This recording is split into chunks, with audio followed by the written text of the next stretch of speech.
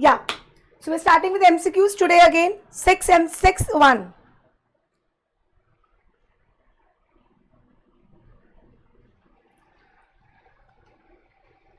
6 to 10 MCQs करने वाले, right?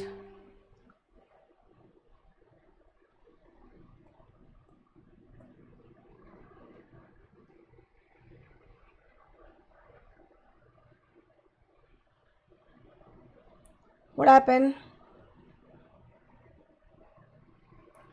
Okay.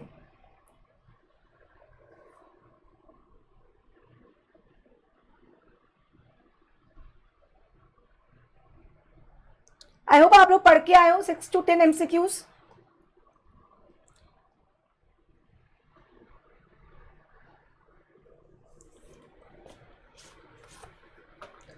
MCQs attend करने बच्चे आते ही नहीं यार, मतलब आई डोंट अंडरस्टैंड कितना इंपॉर्टेंट हो जाता है. सबको रिवीजन चाहिए, revision revision revision. Okay, fourth हो गया था, फिफ्थ हो गया था. Let's come to six one. Let's come to six one. आज 6 to 10 खत्म कर देंगे, भले 1 घंटा लगे, 40 मिनट्स लगे, जो भी टाइम लगे. Okay okay fine.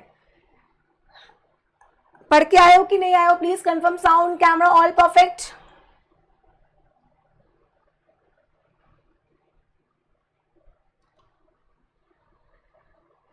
ग्रेट.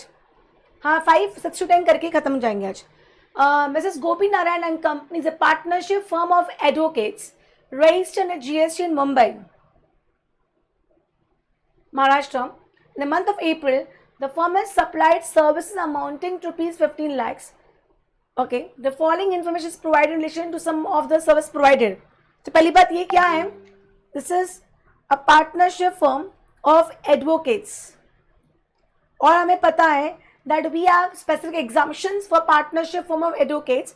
अगर वो नॉन बिजनेस एंटिटी को देती है, एग्जम्प्टेड है. गवर्नमेंट को देती है, एग्जम्प्टेड है. बिजनेस एंटिटी को देती है जिसका प्रीवियस ईयर का टर्नओवर्स अप टू 20 lakhs, तो एग्जम्प्टेड है, मतलब up to registration limit. And business entity को देती है जिसका प्रीवियस ईयर का टर्नओवर रजिस्ट्रेशन की लिमिट को क्रॉस कर देती है, तो it is taxable and RCM लगेगा. ये याद है? या entry 45 really important. Entry 45 really important entry. Clear? ये दिमाग में रखना. ओके, आगे बढ़ते हैं. Herbal power private limited. Okay, क्या लिखा है last line? The following in the month of April the firm has supplied service amounting to 15 lakhs.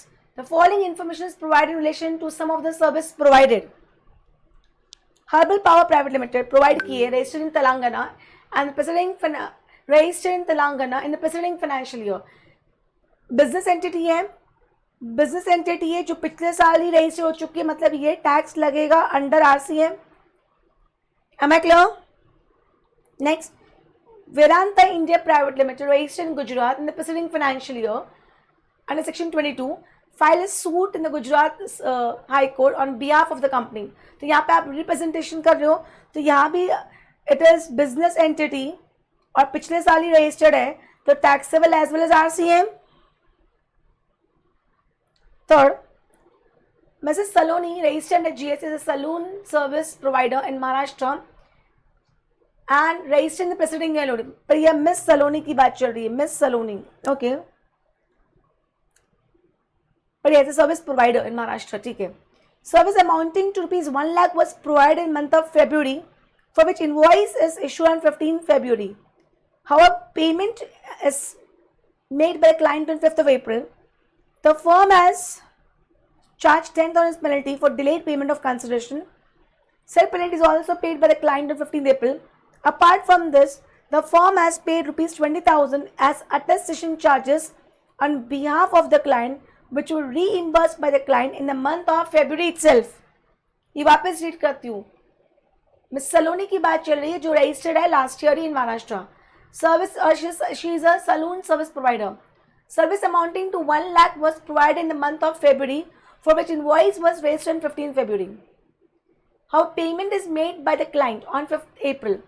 Firm has charge, अच्छा इनको सर्विसेज दी थी फर्म ने 1 लाख की 1st of 1 लाख की फरवरी में जब इनवॉइस 15 तक को रेज किया, पेमेंट 5 अप्रैल को आया, the firm has charged penalty of 10,000 because of delayed concession, and such penalty is also paid on 5th April. Apart from this, firm has paid rupees 20,000 as attestation charges on behalf of the client, which was reimbursed by the client in the month of February itself. तो 20,000 के लिए वो क्या हो गया as pure agent.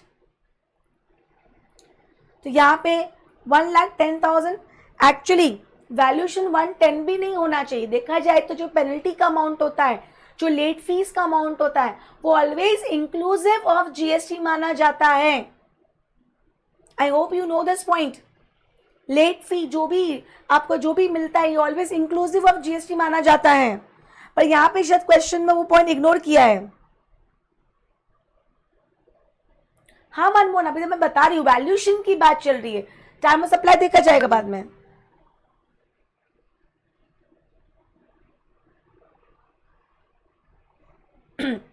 Note, the turnover of Mrs. Gopi Narayan and Company in the previous financial year was 50 lakhs. Okay. But मुझे बताओ क्या गोपी नारायण कंपनी को रजिस्ट्रेशन लेने की जरूरत है, भले ही उसका टर्नओवर 50 लाख से? जल्दी बताओ.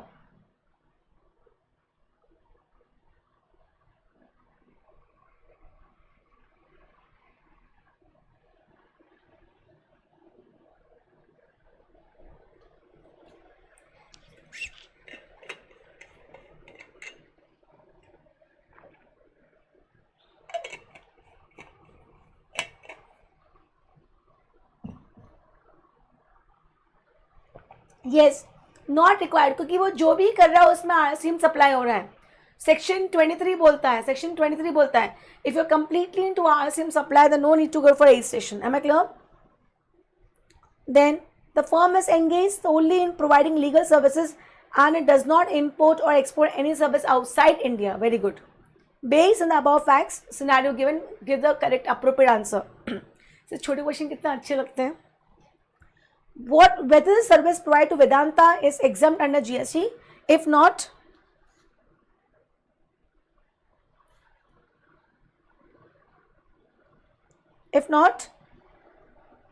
see, सिंपल है. अगर आपको नहीं टैक्स भरना है, आपका रेसिपिएंट को टैक्स भरना है, तो आपको रजिस्ट्रेशन लिमिट लेने की जरूरत ही नहीं है. If not, whether tax is payable under RCM. किसकी बात चल रही है? वेदांता की बात चल रही है. वेदांता टैक्स लगेगा और आरसीएम लगेगा, right? This is wrong. I hope you are getting my point. No service provided by business entity.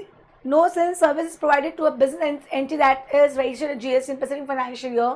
However, tax is payable under forward charge mechanism is wrong. Yes, any service provided to advocate is exempted. No. Answer is D. No. Since service provided to business entity is preceding financial year, tax is payable in reverse charge mechanism. Am I clear? Okay. 6.2. What shall be the time of supply for Saloni in respect of 1 lakh and penalty 10,000. Okay. अब यहाँ पे क्योंकि RCM लगने वाला है, यहाँ पे क्योंकि क्या लगने वाला है? आरसीएम लगने वाला है, तो हमें time of supply for services के लिए हमें आरसीएम की प्रोविजन देखने पड़ेंगे. और वो बोलता है 60 डेट ऑफ पेमेंट और 61 day from date of invoice which ever is earlier. Right. Section 13, date of payment or 61 day from date of invoice whichever is earlier. तो यहाँ पे invoice कब रेज किया है? 15 फरवरी. तो 15 फरवरी से 16, 17, 18, 19, 20, 21, 22, 20, 24, 25, 26, 27, 28, 3, 6, 9, 12, 13 डेज फेब के. देन फेब, फिर मार्च. तो 13 + 31 माइनस 17 अप्रैल. 17 अप्रैल 61 डे है, बट पेमेंट कब आया? 5 अप्रैल. 5 अप्रैल और 17 April which ever is earlier for 1 lakh, that means 5 April.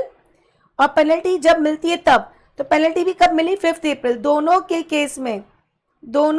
Case में it is 5 April only. Am I clear? दोनों के केस में 5 अप्रैल.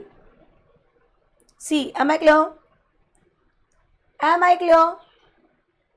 ये सिंपल सिंपल क्वेश्चंस हैं.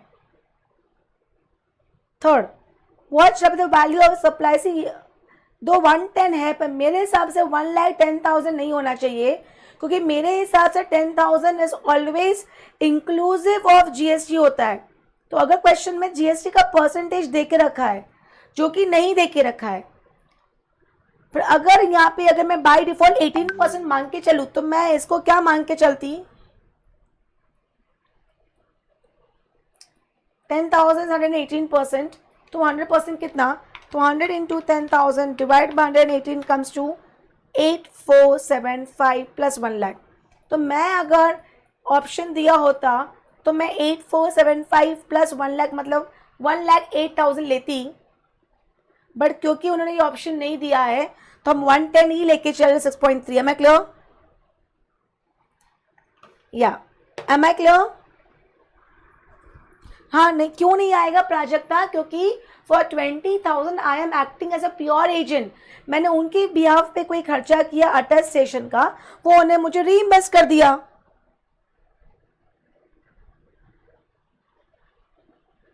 क्या लिखा, ये तोड़ पुना है मतलब टीओडी.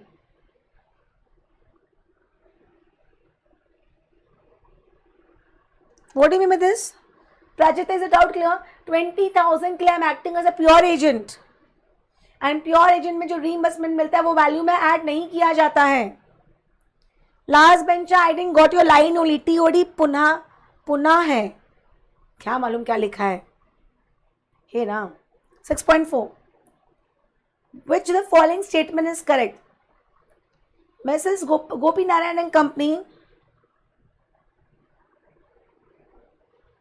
जो टाइम और सप्लाई पूछा है, मैं 6.3 की बात कर रही हूँ. वैल्यू ऑफ सप्लाई पूछा है, 6.3 की बात करो. 6.3 में तो वैल्यू ऑफ सप्लाई पूछा है कि नहीं पूछा है? तो मेरे हिसाब से वैल्यू 110 नहीं है, मेरे हिसाब से value is 1 lakh plus 10,000 is inclusive of GST. But क्योंकि कुछ देख के नहीं रखा है तो it's okay for us.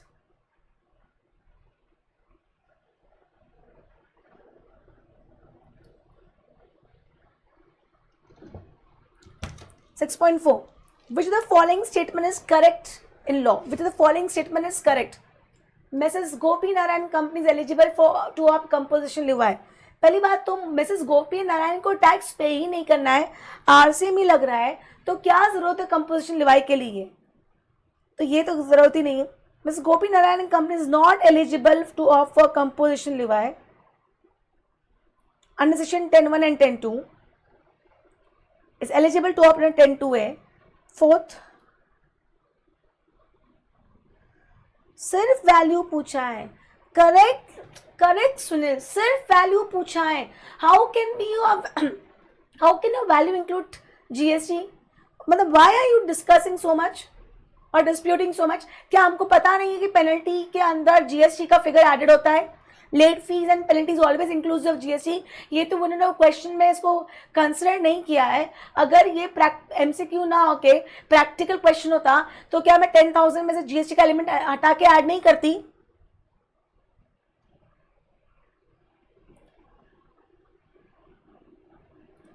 Fourth wise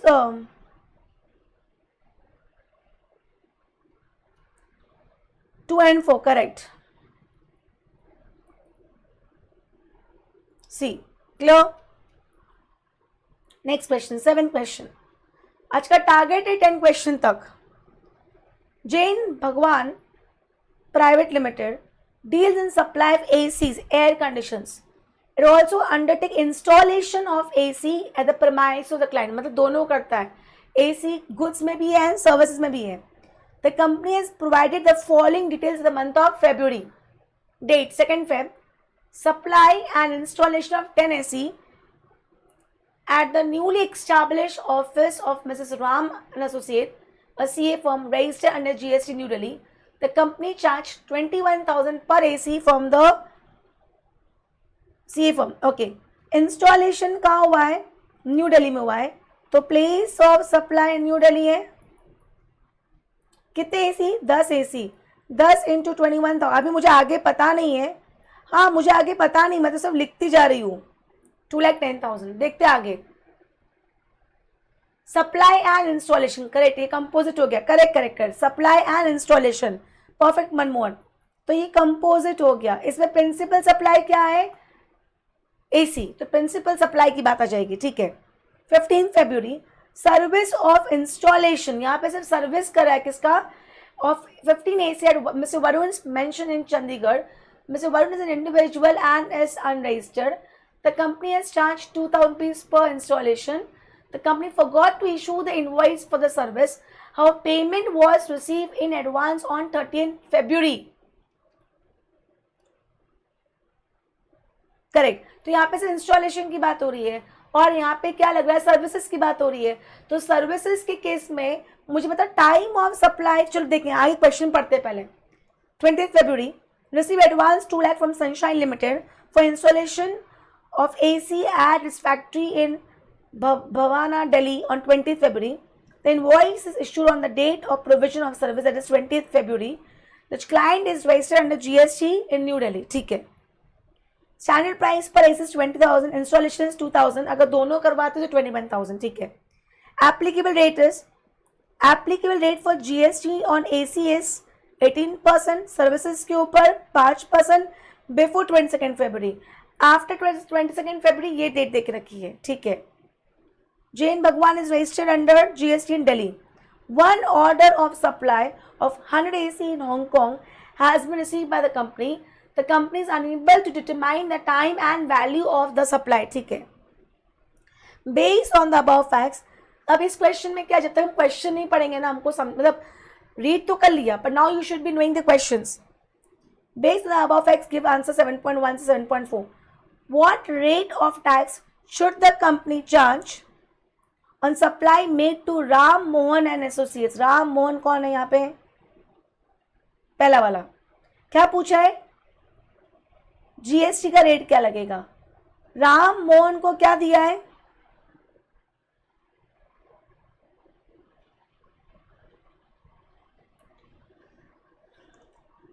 दस AC, पर राम मोहन के केस में क्या पूछा, क्या है, रेट पूछा, चल रेट नहीं, प्रिंसिपल सप्लाई है, बस ये दोनों में से कौन सा रेट है वो देखना है।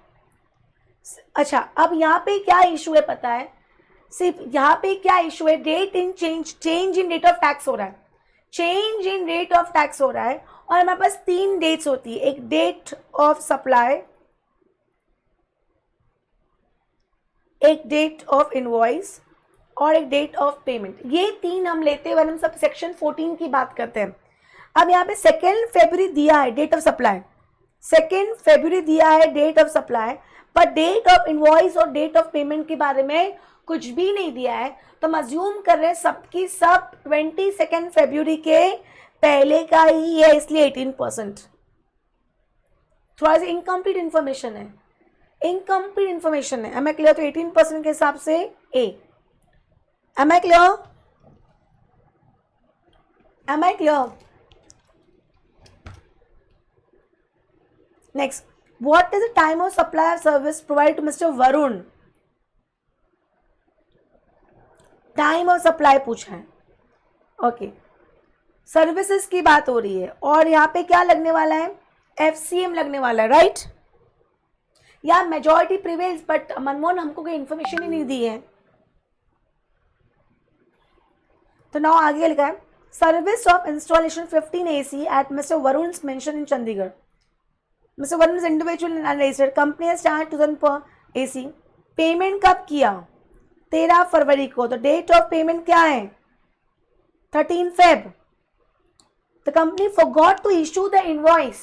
तो हमारी डेट क्या है, हमारा प्रोविजन क्या है, टाइम ऑफ सप्लाई क्या है, what is time of supply, if you have issued invoice timely, तो डेट ऑफ इनवॉइस और date of payment which ever is earlier, if you have not issued invoice timely, तो date of provision of service और date of payment which ever is earlier, तो 15 Feb और 13 Feb को invoice issue किया ही नहीं है, तो 13 Feb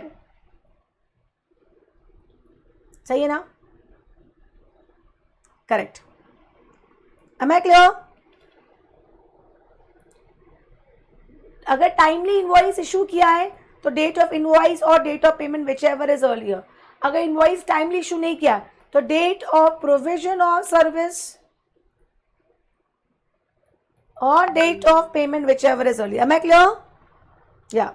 third 7.3 Sunshine contended that GST should be charged at 12% since supply is made after change in rate of tax. Advised by the contention of Sunshine is correct. पर Sunshine है कौन सा, ये देखने दो. थर्ड वाला. Okay. Receive advance 2 lakh rupees from Sunshine for installation of AC in Delhi. Advance कब मिला? 28 February को. The invoice is issued on the date of provision of service. Date of provision of service क्या है? 28 February. और invoice date of provision. और invoice भी कब issue किया है? 28 February. तो इसमें तो सेक्शन 14 लगेगा ही नहीं. और 28 February को डेट इज 12% ना. क्या क्वेश्चन पूछा है?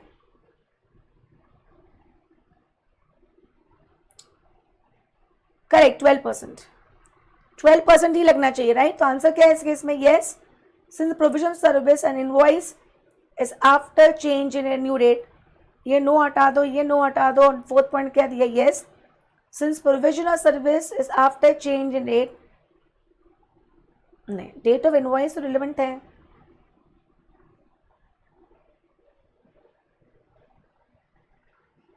सर्विस के केस में क्या लेंगे? बी लेंगे कि डी लेंगे? बी लेंगे कि डी लेंगे? Yes. Since provision service and issue of invoice after change rate. सभी तो आफ्टर है, सभी तो 28 फरवरी को ही ना. एडवांस भी 28 फरवरी को आया.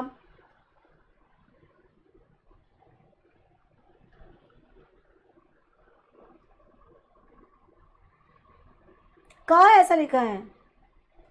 Receive advance from sunshine for installation of AC Delhi on 28 फरवरी. 28 फरवरी को ही तो आया है.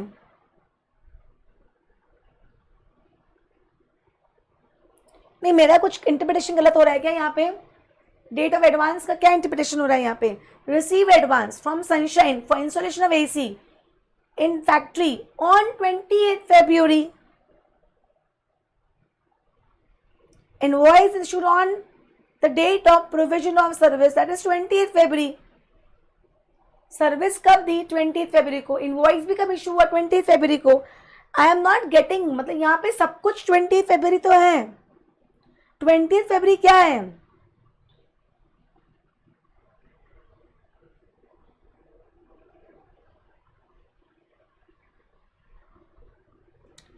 Receive advance. अच्छा, 20 फरवरी को. ओके ओके, 28 को इंस्टॉल किया है. Got it got it got it got it.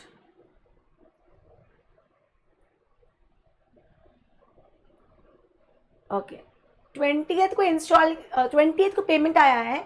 Okay, या then it is provision and invoice दोनों बाद में है, राइट? प्रोविजन एंड इनवॉइस दोनों बाद में है. तो answer is B. Clear? Correct correct correct. My mistake, interpretation का गड़बड़ हो गया. Fourth question. Since Jain Bhagwan Private Limited is unable to determine the time and value of supply for AC to be supplied in Hong Kong, decide to seek advance ruling. वो goods है, goods है, ये services है. 66/17 is for goods, not for services. हाँ, section 14 apply होगा. Section 14 होता है majority wins.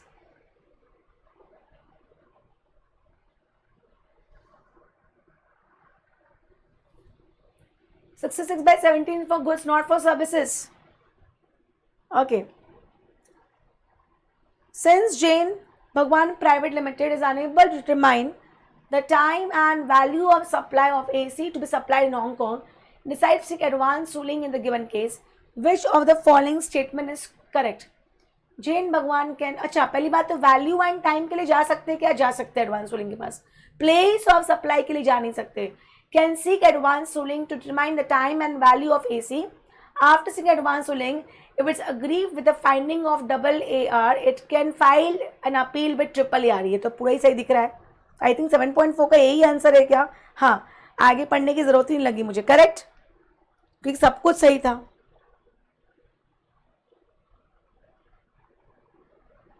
Clear? 7th question clear. आगे बढ़ू.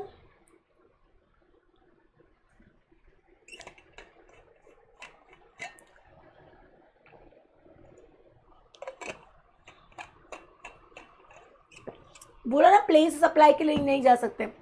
दो हमारे पास केस लॉ है, बट एक्ट के हिसाब से तो नहीं जा सकते. Next 8th question. आ जाओ 8th क्वेश्चन पे. सिंपल है. 8, 9, 10 तीनों सिंपल है, सारी डिफिकल्ट नहीं है. सी ये सिंपल मैं कह रही हूँ. एग्जाम में सेम क्वेश्चन आ जाए 99% नहीं होगा, 1% हमारा लक है. बट येस, अगर हम 30 क्वेश्चन प्रैक्टिस करके चले जाते तो how to apply your brain, how to read the question, how to interpretation will be easy. चलो, ब्राइट पब्लिक स्कूल. इस नाम से समझ में आ गया कि एग्जामिनेशन के ऊपर क्वेश्चन है. किसके ऊपर क्वेश्चन है? एग्जामिनेशन के ऊपर क्वेश्चन है. Bright Public School, New Delhi, under the, ये क्या लिखा है, aegis of Bright Mind Society has provided or received following services or supplies in the month of March. Okay. Provided transportation services to its students, teachers and other staff for commuting to and from school.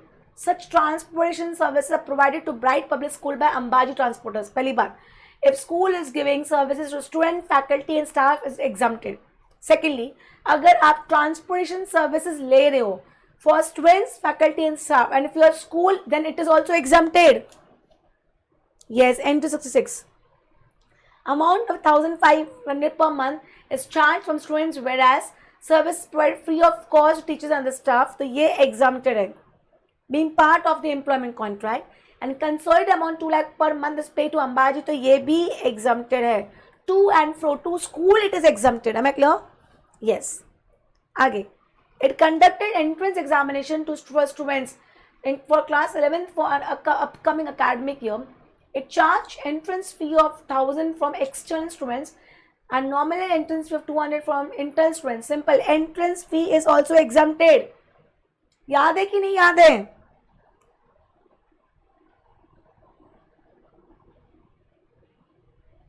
Third, school was an examination center of class 12. Conducted on 27th March. A sum of 15,000 was received for CBSE from CBSE for hosting. तो अगर आप एग्जामिनेटेड related services दे रहे हैं और उसके लिए अगर आपको कंसेशन मिल रहा है तो वो भी एग्जाम्प्टेड है. तो अभी तक हमने जो पढ़ा वो सब एग्जाम्प्टेड है. वाह वाह वाह वाह. Bright Public School also provides boarding and lodging facilities to students belonging to other cities of India. A consolidation amount 1,75,000 per annum is charged per student as a consolation for education service as far as for boarding and lodging. तो ये हो गया हमारा composite supply. और composite supply के अंदर principal supply education है. तो प्रिंसिपल सप्लाई एग्जाम्प्टेड है, इसलिए पूरा एग्जाम्प्टेड हो गया. वाह, क्लियर? तो 8.1 to 8.5 पढ़ लेते हैं. Choose a most appropriate option in relation to service of transportation of students, teachers and other staff provided by Bright Public School. The amount of 1,500 per student is payable. No. Transportation service provided to students, teachers and other staff is exempted from GST. हाँ यार, इतनी easily हो रहा है तो दिल खुश हो रहा है मेरा. तो 8.1 का answer is B. Correct. 8.2. Choose the most appropriate option for entrance fee. No GST is leviable on entrance fee charged from internal students. However, GST is payable for no. ये तो कोई भी. Entrance fee is completely exempted. GST is payable on no. No GST is payable on concession 12 lakhs received from students in form of entrance fee as such is exempted from GST. However, it will still qualifies to be supplied as per and needed to be reported in the return of the month of May as exempted supply. ठीक है, क्या हुआ?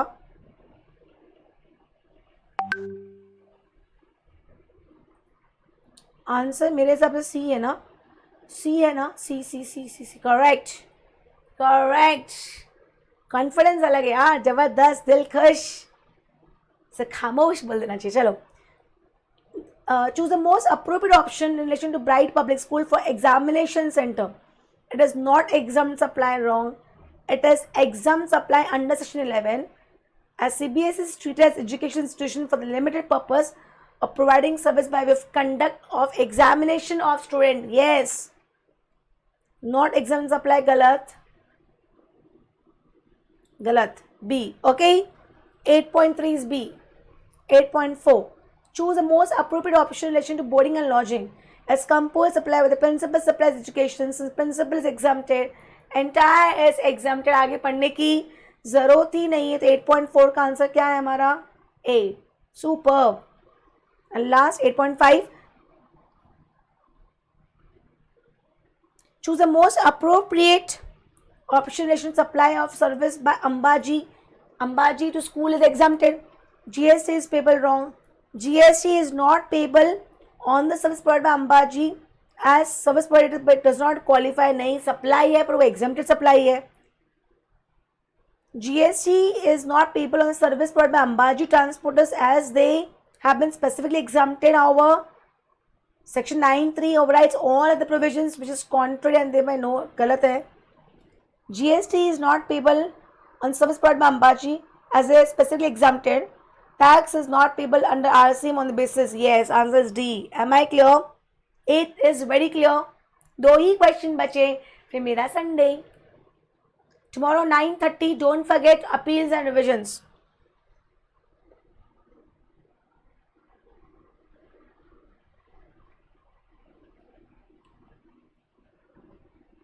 Ninth question.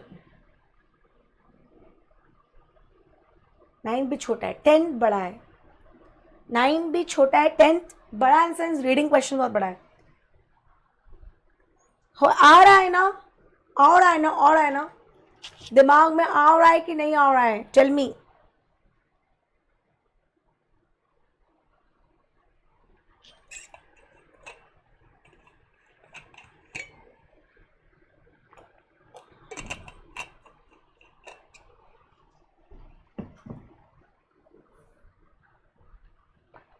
Okay, Mehak, okay. Mrs.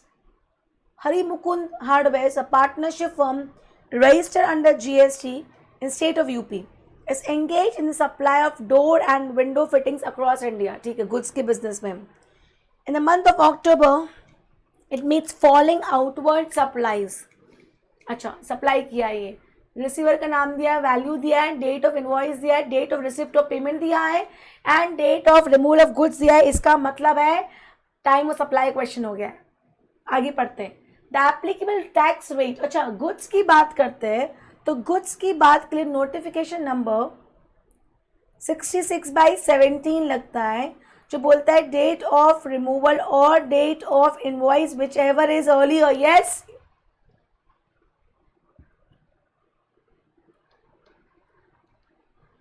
Thank you.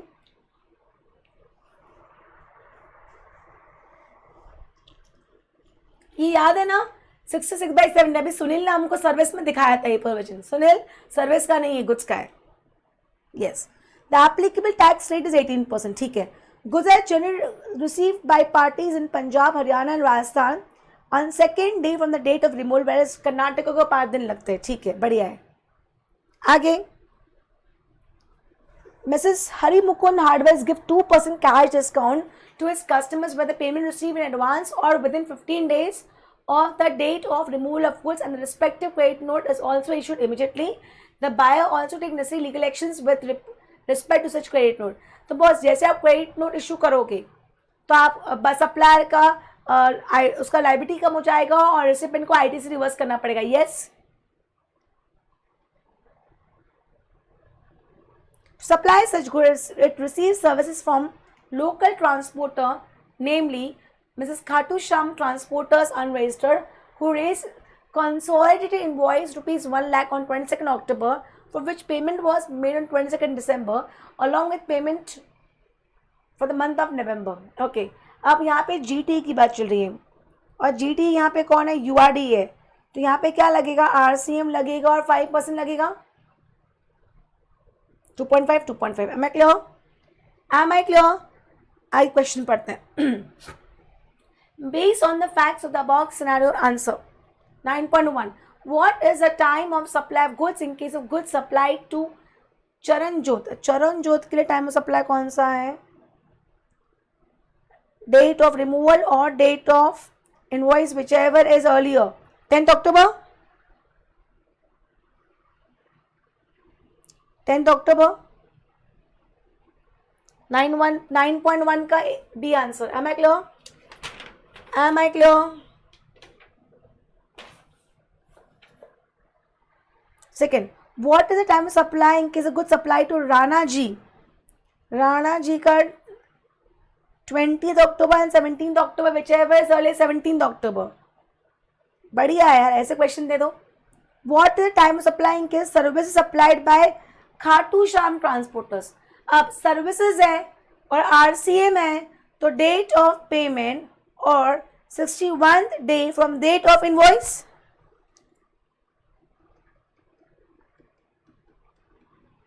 Invoice कब issue किया, 22 अक्टूबर को। Payment कब आया है, 27 दिसंबर को। तो 22 अक्टूबर 61 डे, 23, 24, 25, 26, 27, 28, 29, 30, 31, 9 डेज तो अक्टूबर के हो गए। 9 + 30, 30 - 61, 22 दिसंबर आया है, विच एवर इज अर्ली है, तो 22 दिसंबर। कौन सा question, yes, 4th। Am I clear, am I clear, am I going fast. समझ में आ रहा है कि नहीं आ रहा है।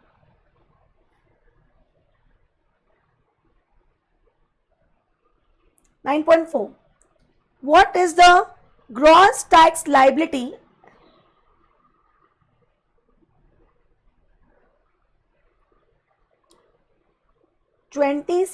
December और 27 दिसंबर whichever is earlier। 22 ले लिया ना मनमोहन मैंने। What is a gross liability attribute? Gross liability, अच्छा, attributable to outward supply, okay, for the month of October, okay। अब gross liability निकालना है, तो पहले तो ये समझे कि ये कहाँ रजिस्टर्ड है, यूपी में, ये हरियाणा, ये पंजाब, ये राजस्थान, ये कर्नाटका, मतलब जो भी होगा वह IGST होगा, राइट। अब हमने क्वेश्चन में क्या पढ़ा कि वो डिस्काउंट देता है। क्वेश्चन में हमने क्या पढ़ा कि अगर एडवांस पेमेंट कर दिया या रिमूवल के 15 दिन के अंदर पेमेंट कर दिया तो डिस्काउंट मिलेगा, राइट। तो यहाँ पे रिमूवल 10th अक्टूबर को, पेमेंट आया 25 अक्टूबर को, मतलब यहाँ पे 2% डिस्काउंट मिलेगा। नेक्स्ट, 10th अक्टूबर, 10th नवंबर, नो डिस्काउंट। 20th अक्टूबर, 12th अक्टूबर एडवांस मिल गया, 2% डिस्काउंट। 19th अक्टूबर, 29th नवंबर, नो डिस्काउंट। तो फर्स्ट केस में 5,75,000 का 2% माइनस किया तो इसका टैक्सेबल वैल्यू आया हमारा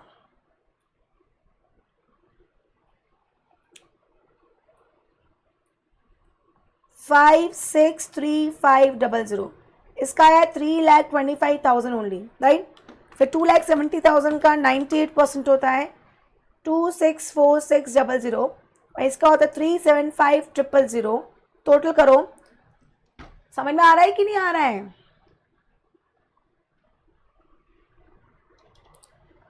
तो it is 563500 plus 325 plus 264600 plus 3,75,000 which comes to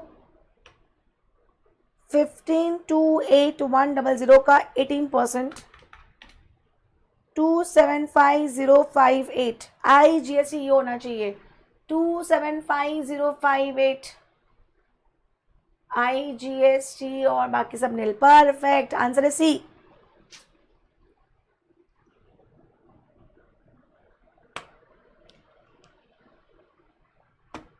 (9.1) The total value supply in the above scenario on which supply, जहाँ पे उनको टैक्स पे करना है, तो बस FCM के अंदर भी टैक्स पे करना है, आरसीएम के अंदर भी उनको टैक्स पे करना है।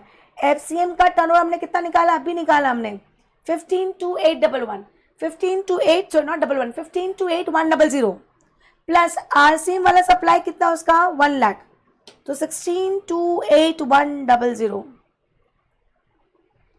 कोई कंफ्यूजन यहां तक बोलो?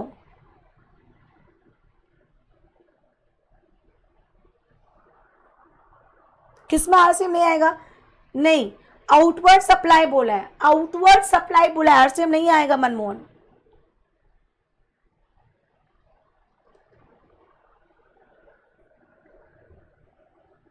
नहीं आएगा ना मनमोहन, आउटवर्ड सप्लाई बोला, आरसीएम वाला इनवर्ड सप्लाई होता है। क्लियर?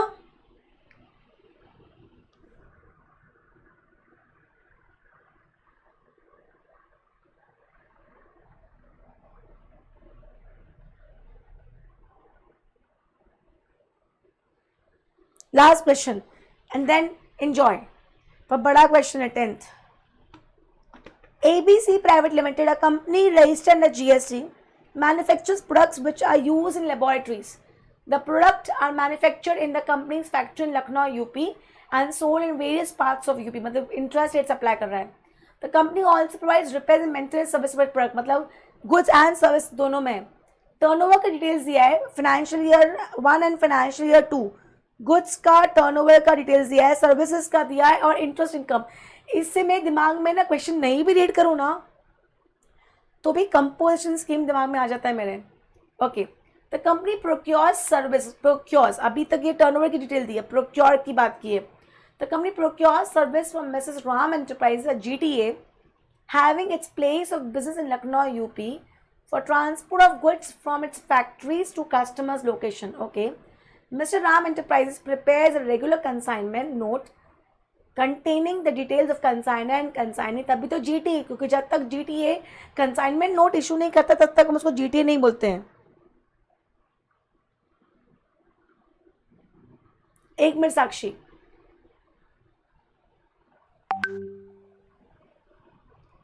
अरे बाबा इसके अंदर टोटल वैल्यू ऑफ सप्लाई बोला है, टोटल वैल्यू ऑफ सप्लाई, इस पर हमको टैक्स पे करना है। Inward is also supply, outward is also supply. Okay, वापस यहां से पढ़ रही हूँ।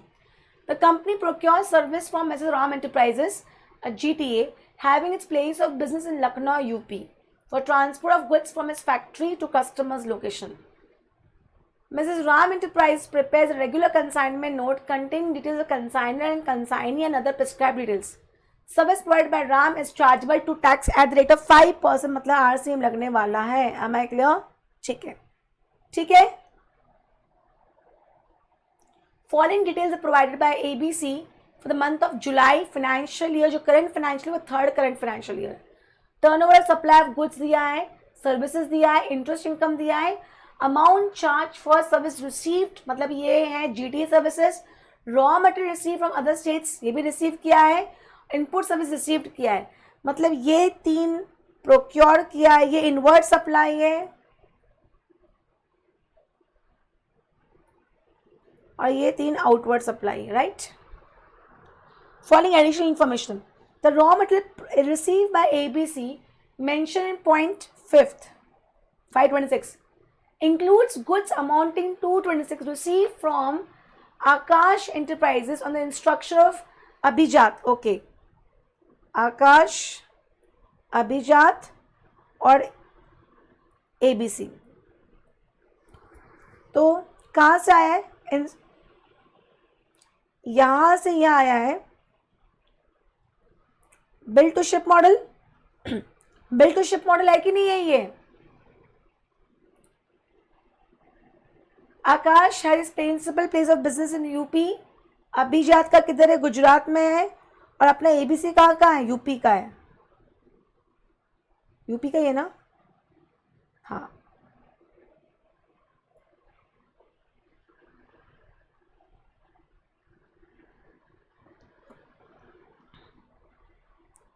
कोई कंफ्यूजन यहां तक? Okay,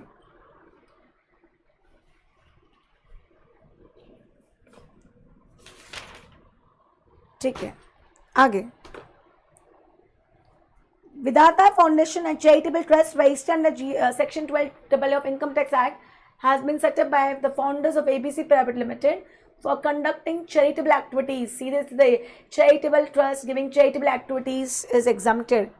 The trust organizes sessions on yoga and spirituality in the state of UP and charges participation fees. The total fees collected from participation is 2,50,000.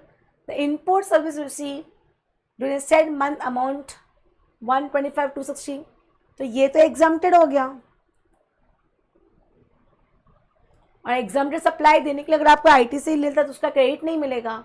ठीक है. CGST, SGST, I का रेट देकर रखा है. Based on facts of this above scenario, choose the most appropriate answer from 10.1 to 10.5. Whether the service provided by RAM, मतलब वो GT है, to ABC is chargeable tax? Yes. If yes, who is going to pay tax? ABC is going to pay tax. The service is chargeable to tax and RAM, no, RAM is not going to pay tax. Service charge and ABC will discharge tax liability. Exempt नहीं है, नहीं. Answer is B. 10.1 का answer is B. Am I clear? बहुत simple है यार, मजा आ रहा है.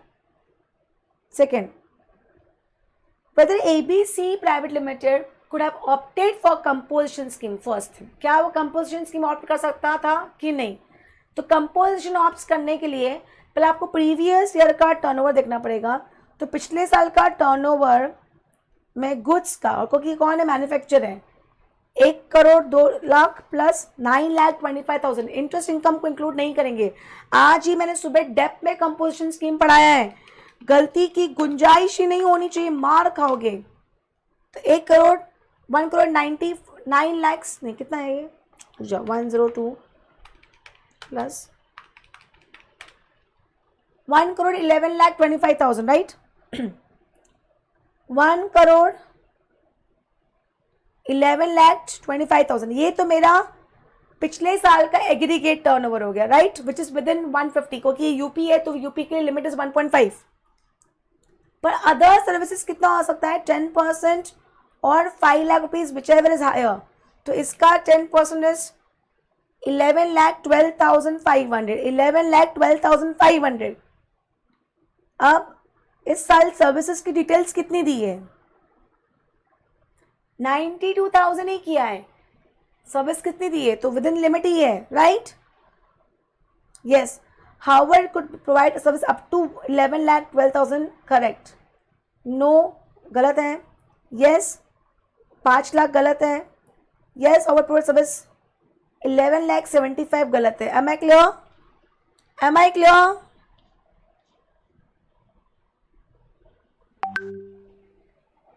कोई कंफ्यूजन यहां तक?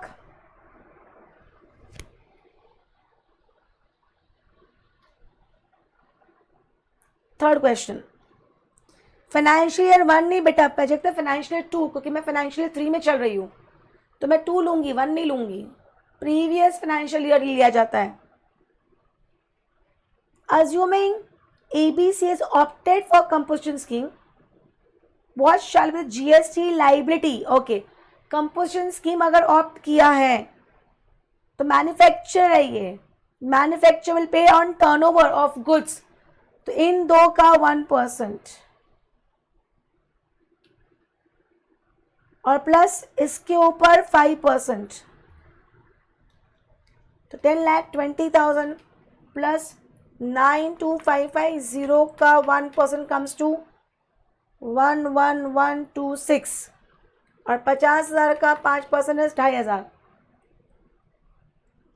1,11,126 करके आता है 1,36,26. समझा कि नहीं समझा? Yes, correct. C next, which the following statements incorrect. Please ये करेक्ट इनकरेक्ट वर्ड को ढंग से पढ़ना है. हमारी हैबिट सिर्फ करेक्ट पढ़ने की है. Service word to charitable trust and religious trusts are outside the ambit of GST. नहीं. All the activities of Vidhata Foundation exempt from GST since it is charitable trust. Okay, second is correct. No. Second, D. 10.4 is D. 10.4 is D, right? And last, what is the place apply for अभिजात आकाश वाला? अच्छा, तो पहले case में मैंने diagram बनाया ना यहाँ पे, इन दोनों के लिए गुजरात और इन दोनों के बीच का यूपी है, तो आकाश और अभिजात का गुजरात है, आकाश और अभिजात का गुजरात है। यह पूरा पढ़ना पड़ेगा, आधा तो ये भी दिमाग खाता है।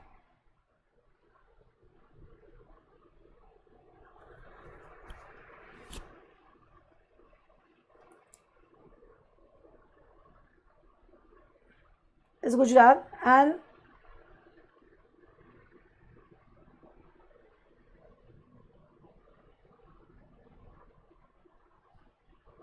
ए आंसर है क्या? करेक्ट, ए आंसर है, क्योंकि ए में हो गया, ये गुजरात और यहाँ पे यूपी और दोनों में IGST लगेगा, राइट? आगे पढ़ने की जरूरत ही नहीं पड़ी।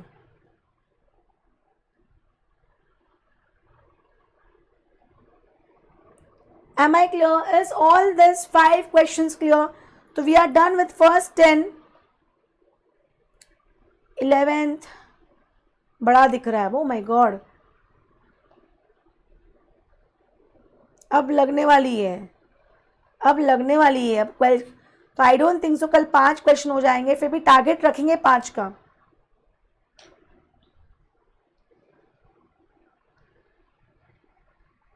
इलेवन टू 15 पढ़ के आना, 11 to 15 पढ़ के आना। क्या हुआ मनमोहन, वाव किस चीज के लिए?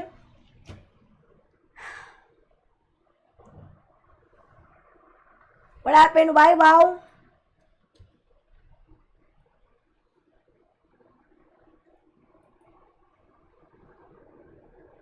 यो यस, मजा आएगा यार, डोंट वरी। पर यार थोड़ा सा ना पढ़ के आओ, क्योंकि क्या होता है अगर रीड करके आओगे ना, क्योंकि मैं उतना डेप्थ में, मतलब I have already done the questions.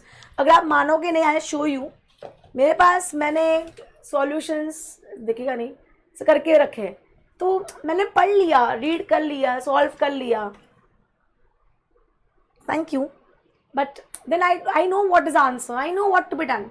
First time second time I take time, तो अगर आप घर से पढ़ के नहीं होगे it's of no use, okay? And last but not the least, if you have yet not subscribed my channel, do subscribe it, do press bell icon. Same Meeta Mangal, same way Sumit Saja sir. And if you have your near ones and dear ones, thanks dear. Thanks. Thank you. Dear ones and dear ones writing C Inter, Group 2, SM, ask them, because another core subject mera SM hai. I started my career of teaching with SM only. And I know to what depth I am going in SM. And yes, before I forget, मैं कल बता दूंगी, मैंने SM की test series भी launch कर दी है। तो just I am telling you people, because SM में राइटिंग बहुत इंपॉर्टेंट है, and I am taking 10 papers as test. जब वो 8 चैप्टर्स है तो सबका 1, 2, 3 cumulatively, chapter 1 then 1 and 2 then 1, 2, 3, and last 2 tests would be full syllabus. This is for 3000, so I will let you know that tomorrow. Welcome. So thank you a lot, and we'll meet tomorrow morning 9:30 with appeals and revisions. Please कल का appeals and revisions attend करना miss मत करना। appeals revisions कल की कल में ख़त्म हो जाएगा, फिर आपको एग्ज़ाम तक देखने की ज़रूरत नहीं पड़ेगी। Tata, bye bye, okay bye, thank you, bye bye.